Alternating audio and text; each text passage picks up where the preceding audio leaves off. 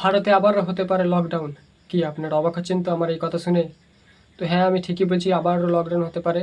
তো এই কথা বলার কারণ আমি আপনাদেরকে বলছি, কারণ ভারতে হান্ডা ভাইরাস নামক এক ভাইরাস সংক্রমিত ছড়াচ্ছে ভারতের মধ্যে। তো আজকে আমি আপনাদেরকে এই ভিডিওর মাধ্যমেই বলবো হান্টা ভাইরাস কি, হান্টা ভাইরাস থেকে বাঁচতে হলে কি করবেন, হান্টা ভাইরাস আপনার হয়েছে নাকি, তার লক্ষণগুলি কি কি, এগুলো সবই আমি এই ভিডিওর মধ্যে বলবো। তো তার জন্য এই ভিডিওটা পুরোটা দেখতে হবে, আর এই ভিডিওটা একটা লাইক করে সেভ করে দিন। তো প্রথমেই বলে রাখি, এই হান্টা ভাইরাস এটা হচ্ছে যে একটা ইঁদুর জাতীয় প্রাণীদের থেকে সংক্রমিত ছড়ায়, মানে ইঁদুর, ছুঁচো এই ধরনের প্রাণীদের থেকে এই রোগটি ছড়ায়।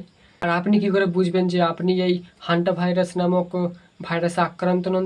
তো আপনি কি করে বুঝবেন? তো এর লক্ষণগুলি হচ্ছে যে হাতে ব্যথা, তারপর কাঁধে ব্যথা, হাঁটুতে ব্যথা, আর বমি বমি ভাব থাকবে, ক্লান্তি লাগবে নিজেকে খুব।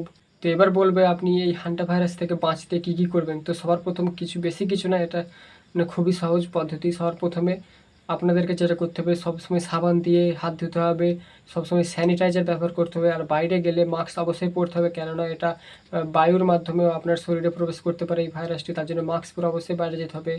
আর বেশি করে ডিটারজেন্ট দিয়ে জামা কাপড় পরিষ্কার করতে হবে। আর হ্যাঁ, আপনি যদি এমন কোনো জায়গায় যেয়ে থাকেন যেখানে ইঁদুরের সংখ্যা বেশি, মানে ইঁদুর আছে, সেখানে কি আপনি এমন জায়গায় গিয়েছিলেন সেখানে ইঁদুর ছিল, তার কয়েকদিন পর দেখছেন আপনার এই বমি বমি ভাব লাগছে, জ্বর, হাতে পায়ে যন্ত্রণা, তো আপনি বেশি দেরি না করে আপনার ওখানে লোকাল ডক্টরের সাথে অতি সত্বর যোগাযোগ করবেন।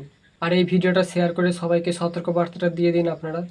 তো তাড়াতাড়ি ভিডিওটা লাইক করে সেভ করে দিন, ভিডিওটা শেয়ার করে দিন অবশ্যই। তো দেখা এরকমই আরও ভিডিও পাওয়ার জন্য আমাকে ফলো করে রাখো। দেখা হচ্ছে পরের ভিডিওতে।